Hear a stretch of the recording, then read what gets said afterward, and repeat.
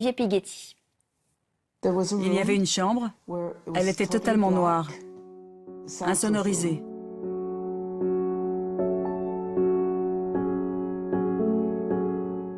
Elle était capitonnée, les fenêtres occultées, toutes sombres. Et on les mettait dans des tubes, les bras et les jambes coincés.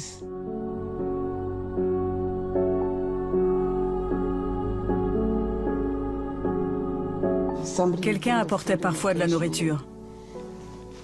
Et ils étaient là, on ne sait combien de temps. J'ai entendu gémir. J'ai vu des gens qui fuyaient à la vue des docteurs, qui résistaient. Ils s'échappaient, on les rattrapait de force. On les remettait sous traitement contre leur gré. On les forçait à faire ce qu'ils ne voulaient pas faire. Et quand c'était fini, ils étaient complètement passifs. C'était fini. Ils ne pouvaient plus résister. Ce n'étaient pas des cris, c'était des pleurs. Des pleurs. Ils ne voulaient pas y aller.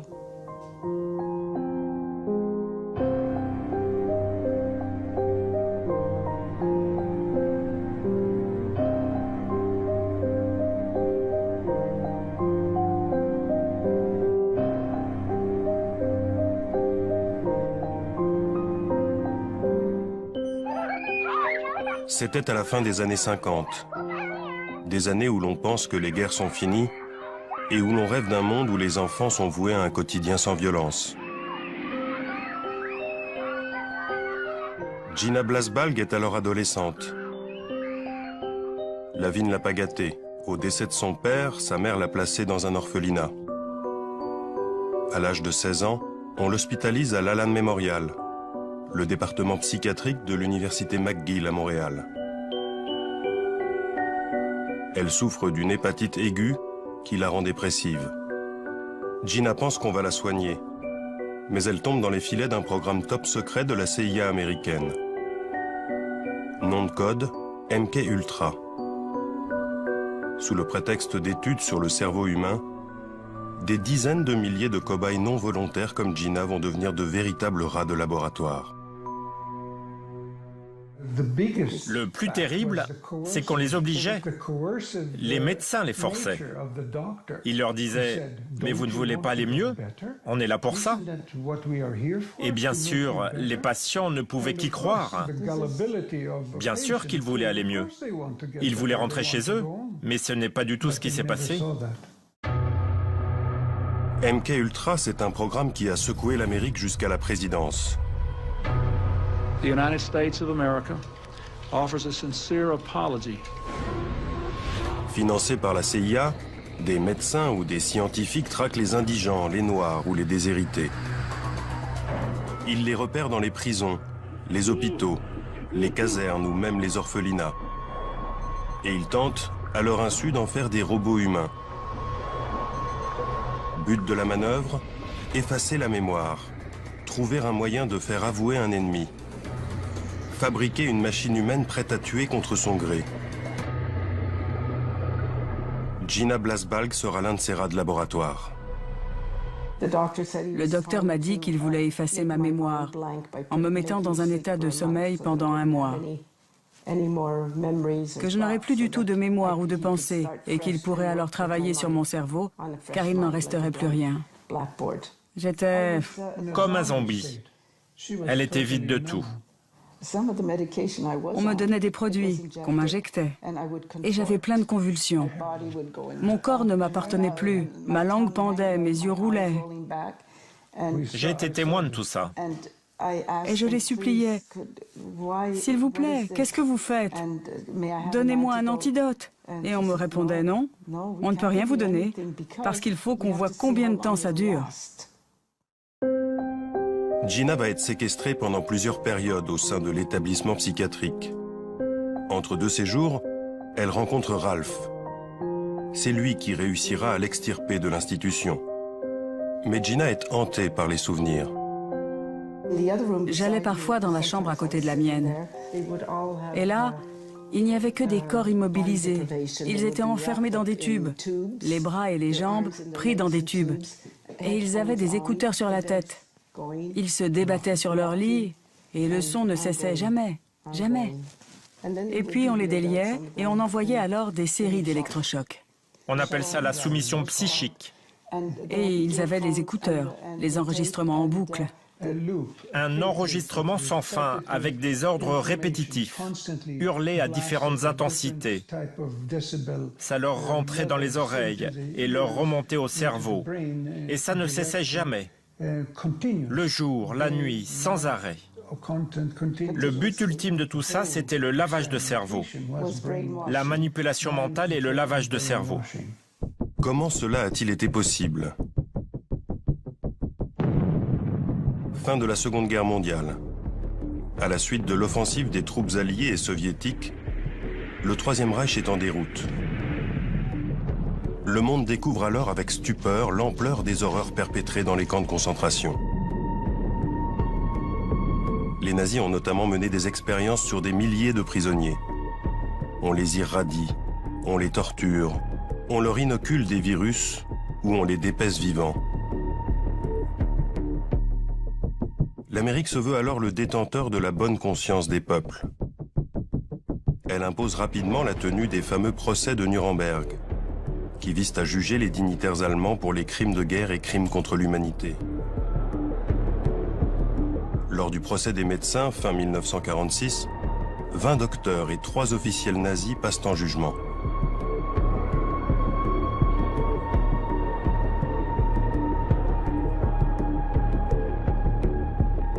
Guilty or not guilty?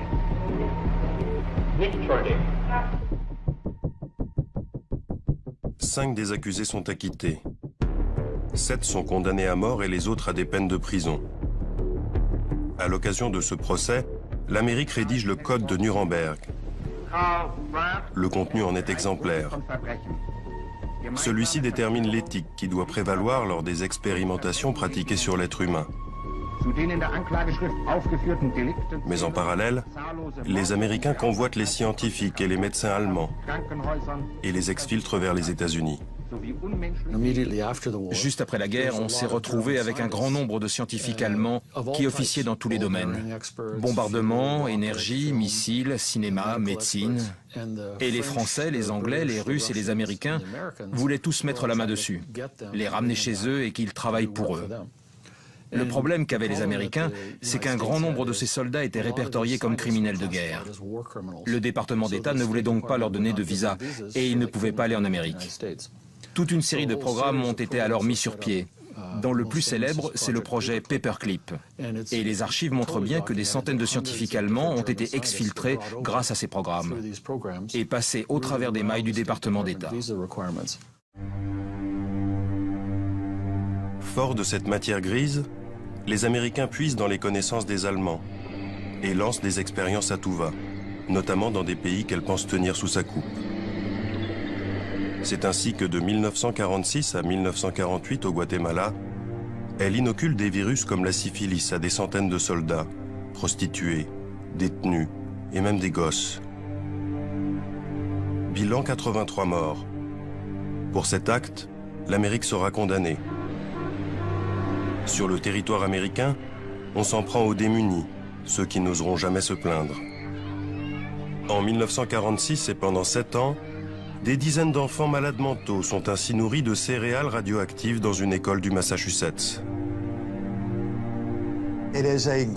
C'est une effroyable contradiction, un immense paradoxe que de voir l'Amérique réaliser toutes ces expérimentations extrêmement dangereuses juste à l'après-guerre. Et ceci alors même que c'est nous qui avons traîné devant les tribunaux de Nuremberg les docteurs nazis en 1946 et en 1947. Nous, pas les Français, pas les Anglais, pas les Russes, mais nous, les Américains. On a traîné ces 23 docteurs et responsables administratifs en justice. On les a sermonnés, harangués. On leur a donné des leçons sur la façon de faire de la recherche médicale. Et au moment où se tenait le procès de ces médecins nazis, nos propres médecins, au Guatemala, injecter la syphilis à plein de gens dans ce pays. Au même moment, on injectait des patients dans nos hôpitaux avec du plutonium ou d'autres formes d'irradiation. Donc ce n'est pas déplacé de dire que tout ceci n'était qu'une farce, un grand jeu de propagande. Qu'importe, car la morale, les Américains la placent bien en dessous de l'intérêt de la nation. 3, 2, 1, fire!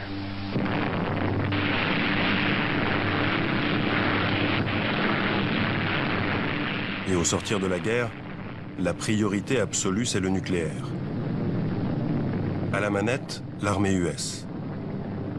Dès 1946, des tests sont menés à grande échelle, notamment sur l'atoll de Bikini. Pour constater les effets de la radioactivité, on utilise des militaires. On fait exploser des bombes, puis on leur demande d'aller nettoyer des dégâts ou d'éteindre les incendies.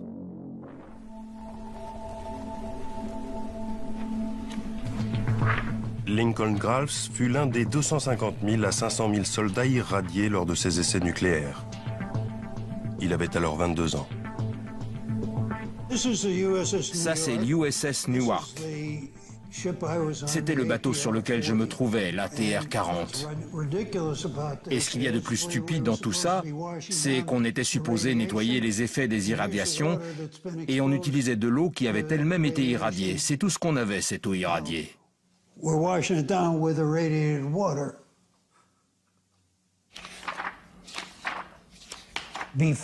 Avant d'être envoyé à Bikini, on devait tous signer des contrats, qui étaient ni plus ni moins un serment de secret, afin qu'on ne dise à personne ce qu'on avait vu ou entendu pendant notre mission.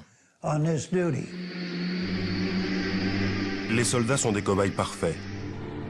Ils sont disciplinés et ne connaissent rien aux risques encourus. On n'avait absolument aucune protection de quelque sorte. J'étais vêtu des mêmes fripes que je portais tous les jours. Et je portais toujours les mêmes le jour où j'ai quitté la marine. Le nucléaire, c'est invisible. Sans goût, sans odeur, sans bruit. C'est donc difficile de convaincre les gens qu'il y a un lien entre tout ça, et même qu'on a été irradié. Et en plus de tout ça, les cellules infectées ne s'arrêtent jamais et continuent leurs dégâts.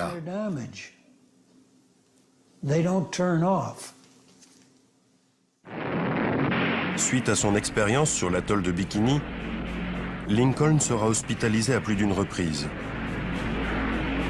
Sa santé est fragile et les irradiations ont touché toute sa descendance. Ma fille a été conçue quelque temps après mon retour de Bikini. Eh bien, toute son adolescence, elle a souffert de problèmes avec son système endocrinien. Et on a dû lui retirer la moitié du pancréas à l'âge de 20 ans en raison d'une tumeur. Elle est morte d'une tumeur cérébrale maligne à l'âge de 46 ans. Elle a aussi eu une fille qui est née avec un pied difforme. Mon fils cadet, lui, a la maladie d'Addison. Et l'un de mes fils aînés est bipolaire. Ça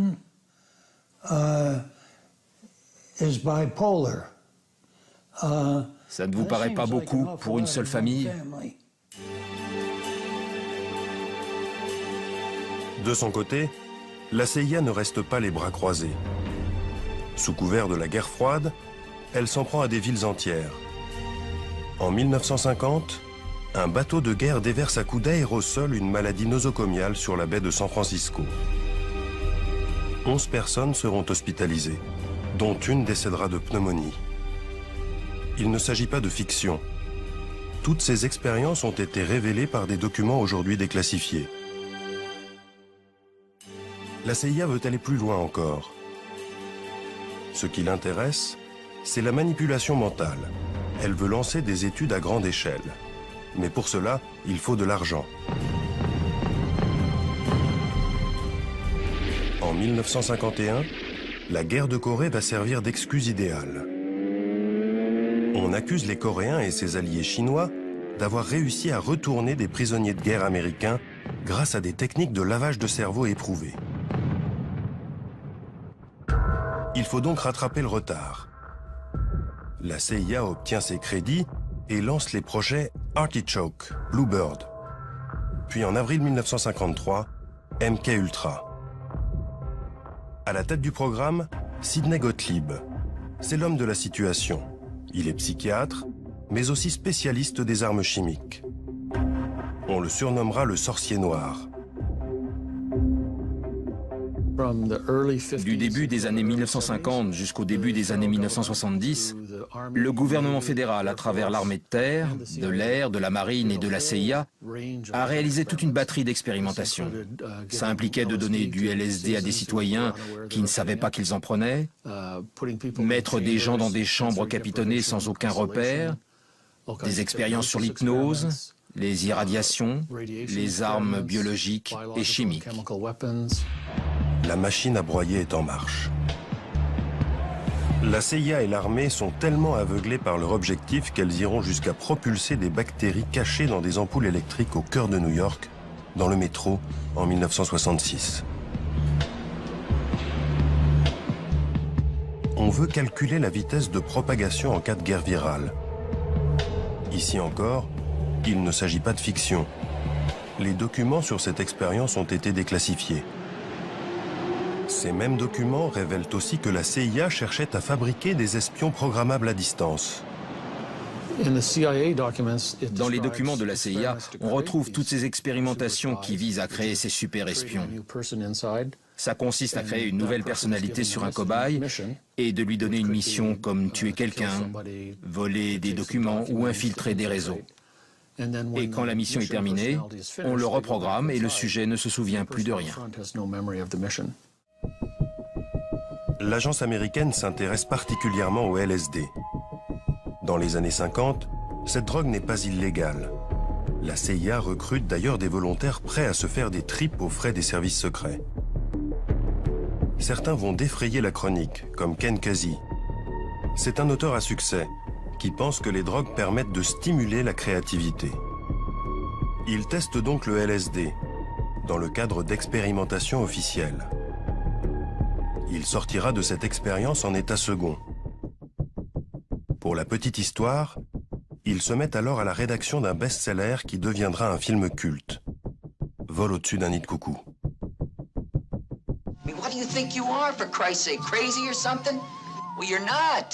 Grâce à l'appui involontaire des artistes et des hippies, les scientifiques américains n'ont pas trop de mal à faire accepter leurs expérimentations sur le LSD. D'ailleurs, la CIA estime que c'est tellement inoffensif qu'elle le teste sur ses propres agents, à leur insu. Le retour de bâton sera sévère.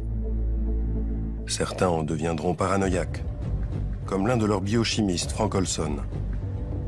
Il en mourra en 1953, défenestré du 11e étage d'un hôtel new-yorkais. Même déconvenu en 1955 à San Francisco. La CIA y embauche George White, une grande gueule de la police antidrogue, afin qu'il monte 2 maisons de passe. Les prostituées versent discrètement des doses de LSD dans le verre des clients. Derrière une vitre sans teint, la CIA observe leurs réactions. Certains paniquent, deviennent fous.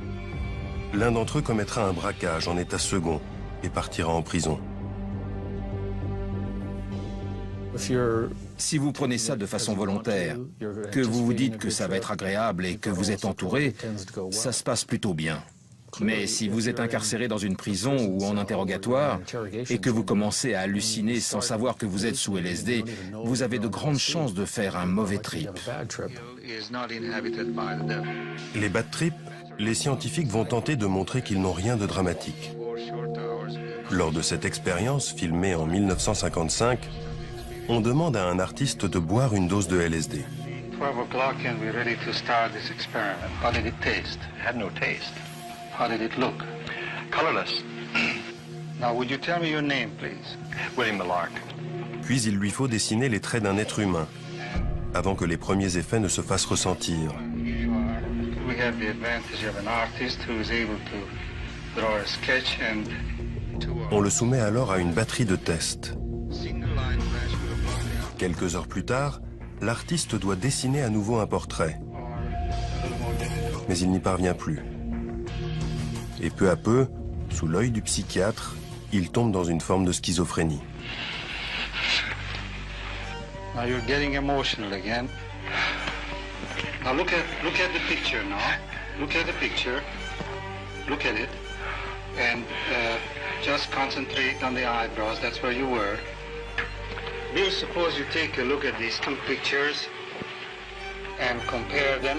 The eyes, for example, are the same to me.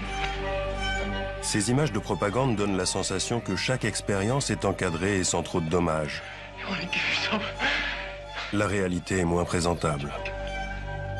Le LSD a été mis en avant parce que tout le monde connaît. Mais lors des commissions sénatoriales, dans les années 1970, le conseiller en chef de l'armée a rendu une liste de 125 produits qu'ils avaient testés dans le cadre de ces expérimentations sur le lavage de cerveau. Et il faut rajouter à cela ceux de la marine, de l'armée de l'air et de la CIA. Dans ses folles recherches, la CIA fait la course avec l'armée. Celle-ci aussi fait des expériences à grande échelle, notamment dans le camp d'Edgewood. Dans ces bâtiments, on y teste tout aussi bien des armes chimiques, avec notamment l'aide de scientifiques du Troisième Reich, mais aussi des drogues qui agissent sur le comportement. Ce département est tenu par un psychiatre militaire, James Ketchum. Il y expérimente plus d'une trentaine de produits toxiques. James Ketchum s'intéresse au LSD, mais surtout au benzylate ou BZ, une drogue beaucoup plus puissante que le LSD. Quel était le but de vos recherches? De tenter de trouver une drogue, le benzylate étant notre premier choix, qui pourrait être utilisé en temps de guerre afin de mettre hors d'état de nuire l'ennemi pendant un temps donné. Ça a d'ailleurs été réalisé et des petites bombes ont été créées à une époque. Elles étaient remplies de benzylate et pouvaient exploser sur un terrain de conflit. Ce n'était pas une arme de destruction massive. C'était destiné à être utilisé dans un lieu particulier qui pouvait être encerclé et contrôlé, mais qui ne pouvait être envahi sans risquer beaucoup de pertes de notre côté.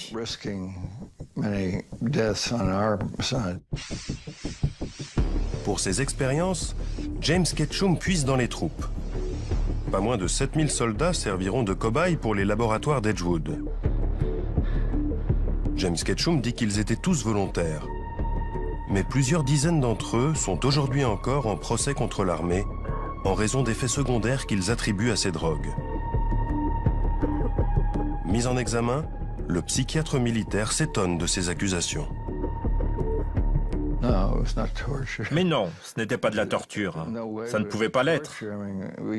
On les gardait dans des salles capitonnées avec des infirmières et du personnel. Et nous, les docteurs, on vérifiait comment ils allaient et les effets qu'ils ressentaient. Les volontaires étaient très contents d'être là. D'ailleurs, on n'en prenait qu'un sur 3 ou 4 parmi tous ceux qui se présentaient. Et tout cela a duré 20 ans.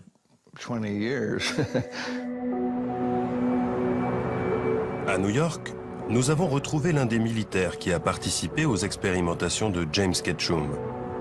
Il s'appelle Tony Mannheim. Et en 1958, alors qu'il est jeune appelé, sa hiérarchie lui propose de participer à des tests sur des équipements militaires contre des permissions supplémentaires. Il signe un protocole d'accord, mais on ne l'informe pas de ce qu'il va tester. À notre arrivée, nous étions invités à une sorte de pot d'accueil afin de rencontrer le personnel de la base d'Edgewood qui était en charge des tests. Mais je me suis aperçu, et nous ne le savions pas et on aurait dû le savoir, que les boissons étaient droguées. C'était donc un peu déconcertant de ressentir les effets de produits qui s'attaquaient à notre cerveau, que ce soit du LSD ou autre chose.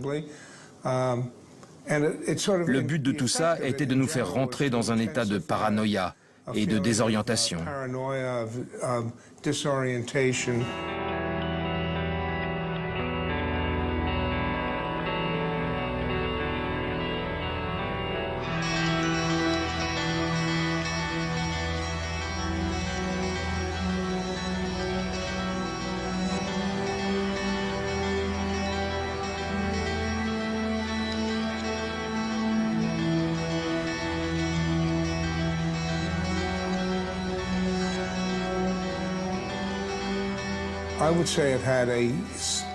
Je dirais que ça a eu des effets significatifs, durement ressentis et de façon négative pendant une durée considérable après l'arrêt de l'expérimentation. Pendant combien de temps? Des années.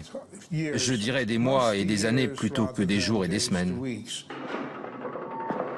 James Ketchum affirme pour sa part que les tests étaient réalisés dans un cadre bien défini et que sa propre équipe n'a jamais contesté l'éthique de ces expériences.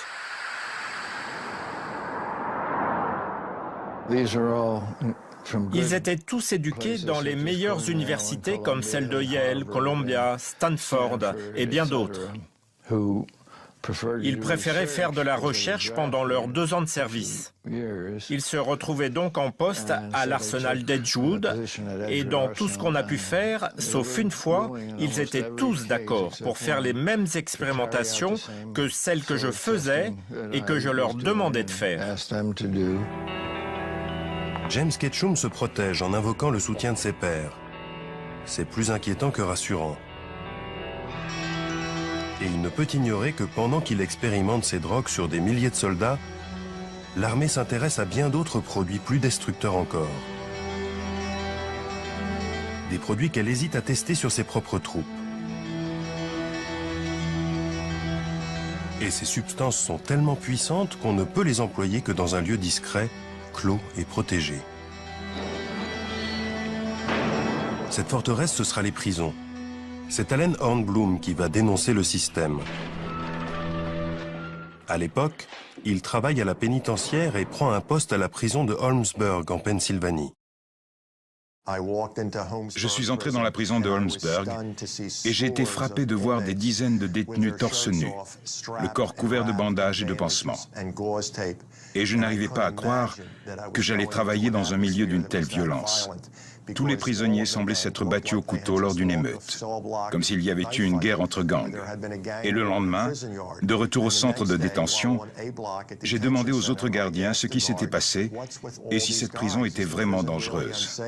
Ils se sont moqués de moi et on m'a répondu « Monsieur Hornblum, ce n'est pas une guerre de gangs, ce sont des tests de parfum pour le compte de l'Université de Pennsylvanie. »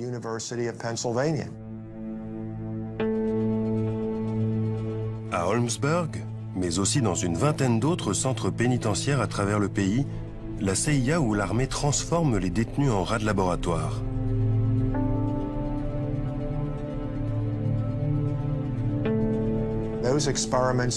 Ces expérimentations allaient de produits sans danger, comme tester du chocolat pour voir s'il fait pousser des pustules, jusqu'à des produits extrêmement dangereux, fournis avec l'accord des médecins.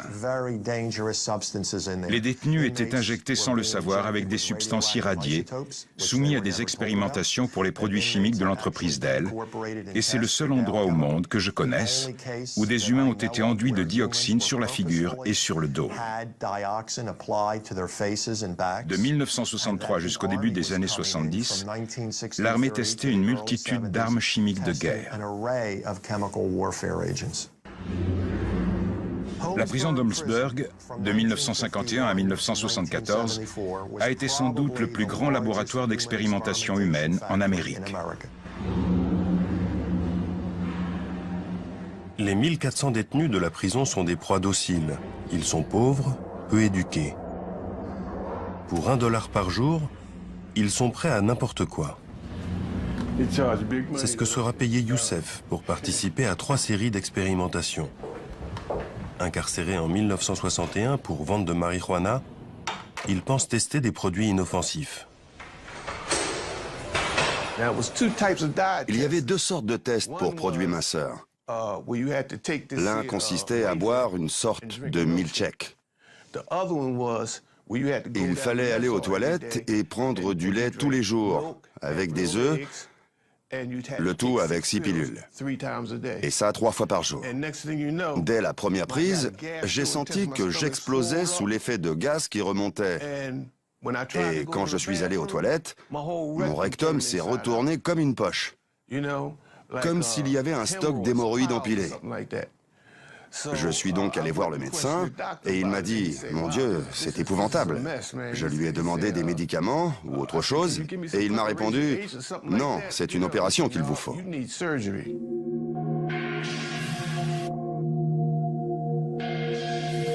À l'abri des murs clos de la prison, les services américains se sentent tout-puissants. Ils n'ont plus de limites.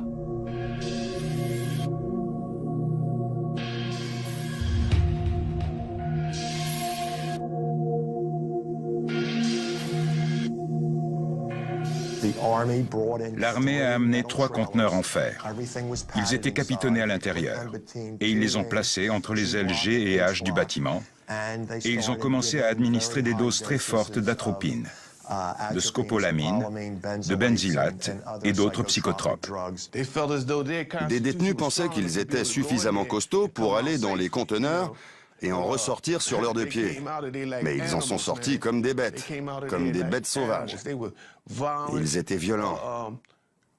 Un type a pratiquement tordu une porte en tentant de fuir de l'un de ces conteneurs.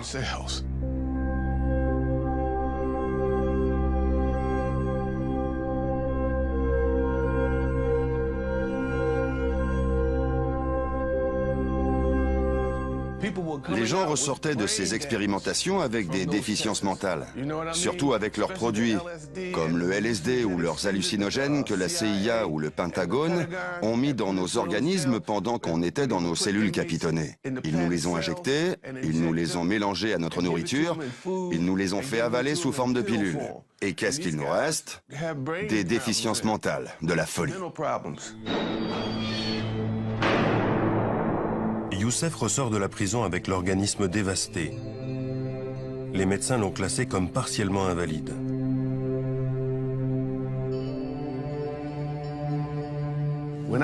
Quand je suis ressorti de prison, j'ai pensé que tout irait bien.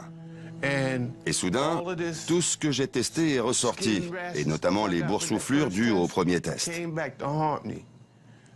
Je chaussais du 50. Mes mains étaient enflées comme un ballon. Mes ongles ont poussé comme des griffes. Et il y avait cette odeur qui sortait de mon corps.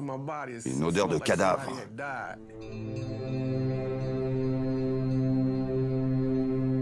De cette époque à aujourd'hui, ma vie a été misérable. J'ai une maladie du foie, des problèmes génitaux persistants. Je ne sais pas trop ce qui se passe avec mes mains. J'ai des fourmillements dans les pieds. Un cancer de la prostate. C'est un véritable enfer. Alors que l'armée recrute surtout dans les prisons, la CIA, elle, rôde dans les hôpitaux. Prime est donnée à celui qui réussira à transformer un être humain en robot. Plus de 20 ans après la fin du programme MK-Ultra, des témoignages vont dévoiler jusqu'où la CIA était prête à aller pour mener à bien son œuvre. Cette femme, Claudia Mullen, témoigne devant un comité chargé d'évaluer les dégâts commis sur les victimes. Je suis devenu un pion aux mains du gouvernement. Le but était de me soumettre et de créer l'espion idéal à l'aide de produits chimiques, d'irradiation, de drogue, de l'hypnose, de chocs électriques, de plongée dans des tubes remplis d'eau, de privation de sommeil, de lavage de cerveau, d'abus verbaux, physiques, émotionnels et sexuels. J'ai été exploité pendant près de 30 ans de ma vie et la seule explication qu'on m'a donnée est que la fin justifie les moyens et que je servais ma patrie dans ses efforts valeureux pour lutter contre le communisme.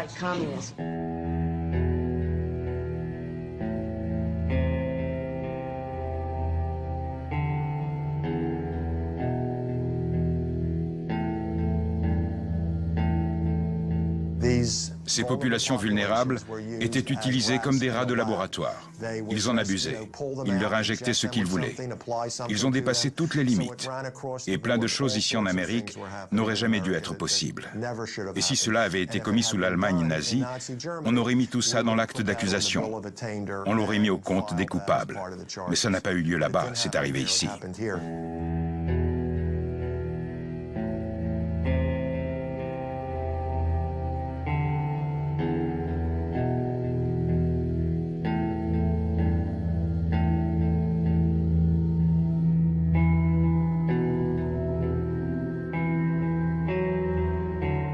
Ce qui me paraît le plus révoltant, ce n'est même pas l'attitude de l'armée ou de la CIA, mais celle des psychiatres eux-mêmes.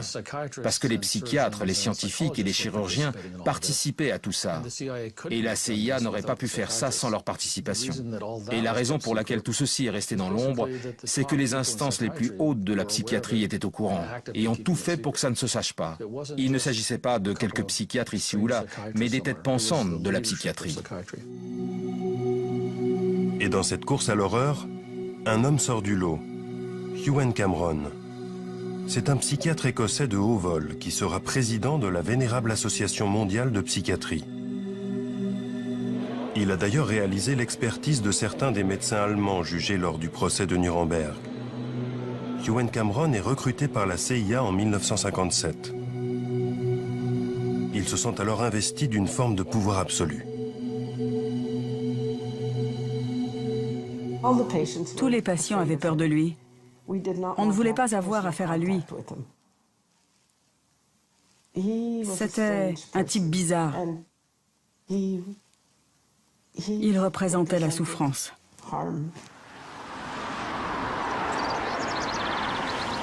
Au sein de l'Allen Memorial, le département psychiatrique de l'université McGill qu'il a créé à Montréal, Ewen Cameron expérimente au-delà du supportable.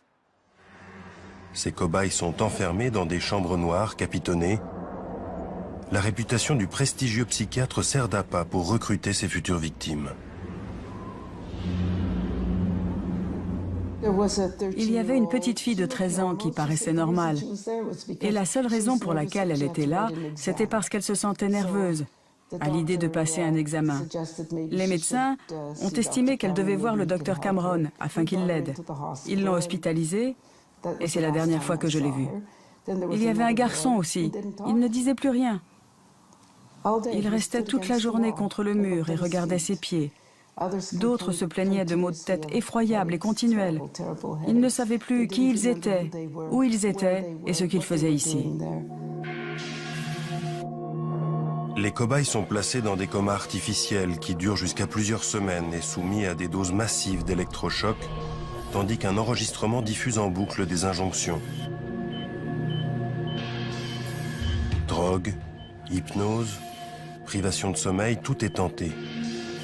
Certains en perdent l'usage de la parole, deviennent incontinents et ne reconnaissent plus leurs propres parents. Vous pensez que des gens en sont morts? Oh oui. Oh oui. Comment pouvez-vous dire ça? Il y a tous ceux qui ont disparu. Certains se suicidaient. Et quand Gina a tenté de retrouver certaines des anciennes pensionnaires de cette époque, J'ai jamais pu les retrouver. on n'a pas pu les retrouver. Aucune trace. Des morts, il y en a eu un peu partout. Et il aura fallu le courage de quelques lanceurs d'alerte pour révéler publiquement l'étendue du désastre. En 1972, Martha Stephens est professeure d'anglais au sein de l'université de Cincinnati. Elle remarque que le département médical irradie à doses massives et sur le corps tout entier des malades qui se présentent avec des tumeurs bénignes. Elle enquête, se rend compte que l'armée finance le programme et contacte les malades. Sur cette photo, une famille qui a perdu sa mère, Maud Jacobs, en quelques jours seulement. On l'a emmenée au sous-sol. On l'a placée devant une machine effrayante. On l'a irradiée sur le corps tout entier, avec un seul faisceau irradiant. Elle est rentrée chez elle, mais s'est sentie très malade cette nuit-là. Elle n'était pas malade avant qu'on ne l'irradie dans les sous-sols de l'hôpital. Et pourtant, elle est morte en à peu près 3 semaines après l'avoir emmenée là-bas. On a son dossier sanguin. On sait qu'elle est morte de pneumonie en raison des effets sur son système de la moelle épinière. Là, ce sont les enfants. Et là, c'est Maud Jacob, une femme du Kentucky qui vivait à Cincinnati. Ils cherchaient des noirs, des vieux, des malades, des pauvres. À peu près 60% des 90 personnes qu'on a irradiées étaient noires. Dans une ville où, à cette époque, 30% de la population était noire. Les Afro-Américains n'avaient aucun autre endroit où aller. Dans les années 60, la plupart des hôpitaux les refusaient. Au moins 90 hommes et femmes seront hospitalisés au sous-sol du centre médical de l'université de Cincinnati de 1960 à 1972. 21 d'entre eux vont mourir en 3 ou 4 semaines. À la tête du département, le docteur Eugene Sanger, un radiologiste réputé. Un patriote, je dirais, qui pensait qu'il faisait son devoir pour son pays. Je pense qu'il estimait que certaines personnes doivent se sacrifier pour permettre de comprendre comment nous protéger en cas de guerre nucléaire. Lors du procès qu'on a tenu contre les chercheurs, la juge les a comparés à ce qu'il avait été fait lors du Troisième Reich. Elle a dit, pour justifier les vies que vous avez prises, vous vous protégez derrière les mêmes excuses que celles utilisées par les médecins à Nuremberg. Ils ont dit qu'au nom de leur patrie, ils ont dû faire ce qu'ils ont fait. Et vous, vous donnez les mêmes arguments. Eugene Sanger est décédé, mais son bras droit, le professeur Silberstein, est toujours en activité. Il refuse toute interview, mais voici ce qu'il répond par mail quand on lui demande de réagir sur les expérimentations.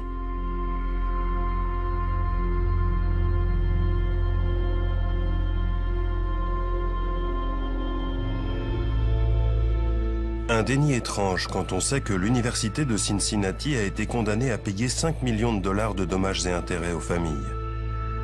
Il ne faut pas croire que la CIA s'est arrêtée là. Les dossiers secrets vont révéler des expériences impensables. Il y a des gens qui croient à tout ça et d'autres qui n'y croient pas. Et il y a un débat entre ces deux camps. Moi, ce qui m'intéresse, c'est ce que disent les documents. Et les documents disent précisément, tout comme les recherches publiées dans les revues ou les livres, qu'on a implanté des électrodes dans le cerveau des gens. On a activé à distance ces électrodes à l'aide d'un transmetteur dans le but de changer le comportement de la personne. On les a rendus violents à casser des murs ou apathiques, sans réaction, alors qu'ils avaient l'air normaux et jouaient de la guitare juste avant. Il y a des photos dans des livres ou des revues. On voit des chats, des singes, mais aussi des humains, chez qui on a placé des électrodes dans le cerveau et dont on prend le contrôle à distance. C'est donc un fait scientifique reconnu. Colin Ross fait référence aux tentatives de créer un être humain programmable à distance. La CIA s'intéresse notamment au travail d'un scientifique espagnol, le docteur Delgado, qui tente ses premières expériences sur un taureau. L'animal est tout d'abord relâché dans l'arène, il charge la cape qu'on agite devant lui, puis on implante un émetteur dans le cerveau du taureau. Désormais, à chaque charge, une impulsion électrique l'arrête dans son élan.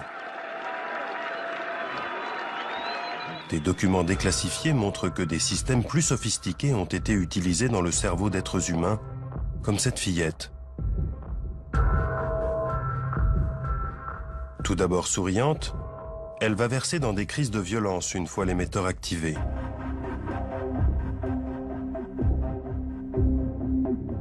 On arrive ici à des degrés d'inhumanité rarement atteints. Comment a-t-on mis fin à ces expérimentations absurdes?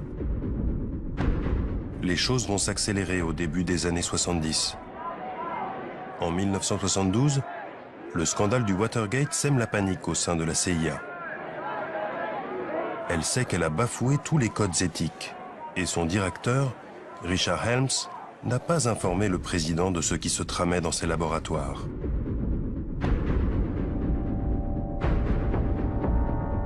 En 1973, Richard Helms ordonne la destruction de tous les documents relatifs au programme MK Ultra. et l'arrêt des expérimentations. Il démissionne aussitôt. En 1974, le président Gerald Ford prête serment. Il veut savoir ce qui se passe dans ses services, et notamment à la CIA. En 1975, il met en place une première commission d'enquête. Son travail est compliqué car les responsables de l'agence, comme le docteur Lashbrook, appelé à témoigner, mentent, bottent en touche ou minorent. There was, of course, claims or thoughts that maybe great things could be done with hypnosis. One small project in which we had a hypnotist do some experiments, primarily to see what the limitations of hypnosis might be. Can you make a person do something under hypnosis that he would not ordinarily do? Comme souvent, c'est de l'intérieur que la forteresse va se fissurer. On le doit à un archiviste de la CIA qui découvrira plusieurs cartons oubliés par sa direction et les remettra à la commission d'enquête. Ces milliers de documents sont désormais en partie publics. Colin Ross a récupéré l'intégralité des 20 000 pages. Là, c'est le projet 14 du projet MK Ultra. C'est comme ça que ces documents se présentent. Il y a beaucoup de pages où il n'y a pas grand-chose. La majorité, ce sont des informations financières. Là, c'est signé Sidney Gottlieb, le responsable du programme. Beaucoup de choses ont été effacées. Ces documents sont une goutte d'eau par rapport à l'ampleur des expérimentations. Mais ils révèlent que l'agence américaine avait lancé au moins 149 programmes impliquant 80 institutions dans les plus grandes universités du pays. À la révélation de ces documents, des enquêtes sénatoriales vont suivre. On découvre alors l'ampleur des tentacules de la CIA, infiltrés dans tous les rouages du pouvoir. Do you have any people being paid by the CIA who are contributing to a major circulation American journal? We do have people who submit pieces to two American journals. Do you have any people paid by the CIA who are working for television networks? This, I think, gets into the kind of getting into the details, Mr. Chairman, that I'd like to get into in executive session. Richard Helms, l'homme qui a toujours préféré l'ombre à la lumière, doit alors se justifier publiquement. Celui qui a tiré les manettes des programmes les plus répugnants de l'agence affiche un détachement écœurant. If one has in one's possession or under one's control bacteriological or chemical weapons, they can be used both defensively and offensively. And by use offensively, we mean to include killing people, is that right? Well, they have the capacity to kill people if they were used in that way. Unrestrained, illegal, secret intimidation and harassment of the essential. Richard Helms est malmené, mais ne sera soumis à aucune poursuite judiciaire. Il justifie ses actes au nom de l'intérêt national. Une attitude que l'on retrouve chez James Ketchum, le psychiatre militaire. Des centaines d'anciens soldats traumatisés par ces expériences le poursuivent en justice, mais il sait qu'il ne risque rien. Aux États-Unis, l'individu est protégé lorsqu'il agit au nom de l'État. J'étais très content avec ce qu'on a fait. J'en suis plutôt fier. On a eu des résultats à cette époque. Je pense que ça valait le coup d'essayer. Mais je pense que l'armée a décidé subitement de faire marche arrière et de mettre au rebut des choses qui pouvaient être critiquées un peu partout dans le monde. Ils ont joué la sécurité. Ce déni de responsabilité de la part de James Ketchum ou de celle de bien d'autres scientifiques n'a pas fait baisser le militantisme des victimes. Le 3 octobre 1995, le président Clinton, de guerre lasse, fait des excuses publiques. 23 ans ont passé depuis l'arrêt du programme MK-Ultra et près de 40 ans depuis celui des essais nucléaires. Thousands of government-sponsored experiments did take place at hospitals, universities, and military bases around our nation. In too many cases, informed consent was withheld. Americans were kept in the dark about the effects of what was being done to them. The deception extended beyond the test subjects themselves to encompass their families and the American people as a whole. For these experiments were kept secret, and they were shrouded not for a compelling reason of national security, but for the simple fear of embarrassment. And that was wrong. So today, on behalf of another generation of American leaders and another generation of American citizens, the United States of America offers a sincere apology to those of our citizens who were subjected to these experiments, to their families, and to their communities. Thank you very much. Arrêté en 1973, le programme MK-Ultra a été un échec, révèlent plusieurs rapports d'enquête. Mais la CIA pense sans doute autrement, car elle va s'inspirer du travail d'Ewen Cameron pour la rédaction de ce manuel d'interrogatoire. Il va être en service pendant des années, et les images qu'on y voit ne laissent aucun doute sur le fait que la CIA l'ait utilisé comme livre de chevet à Guantanamo ou Abu Ghraib.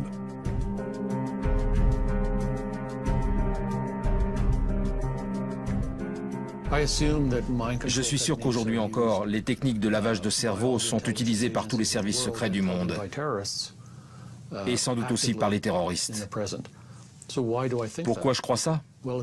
Eh bien, il suffit de regarder les photos qui ont été faites à Guantanamo ou dans la prison d'Abu Ghraib. Il y a tous les ingrédients de la manipulation mentale concoctée par la CIA dans les années 50. On sait par exemple que l'interrogatoire offensif, qui est le terme à la mode en Angleterre ou en Amérique, n'est rien de plus que du lavage de cerveau. Ce sont les mêmes façons de faire, choc électrique, position inconfortable, humiliation sexuelle ou culturelle, privation de sommeil ou de nourriture, chien d'attaque, menace de mort, technique du bon flic et du mauvais flic. C'est tout ça la manipulation mentale. Il serait naïf de penser que les choses ont changé. En 2014, l'histoire s'est mise à bégayer. 19 ans après Bill Clinton, Barack Obama, bousculé par les révélations sur les tortures perpétrées par la CIA, doit se justifier. Even before I came into office, I was very clear that in the immediate aftermath of 9/11, we did some things that were wrong. We did a whole lot of things that were right, but we tortured some folks. Des excuses publiques qui n'ont qu'une valeur symbolique pour Gina et Ralph Blasbalg. Seul un nombre limité de victimes du projet MK-Ultra ont eu le courage d'engager des procédures devant les tribunaux. Les procès sont longs et la CIA rechigne à ouvrir ses archives. Traumatisée et épuisée par son expérience, Gina a renoncé à demander des compensations pour ce qu'elle a vécu.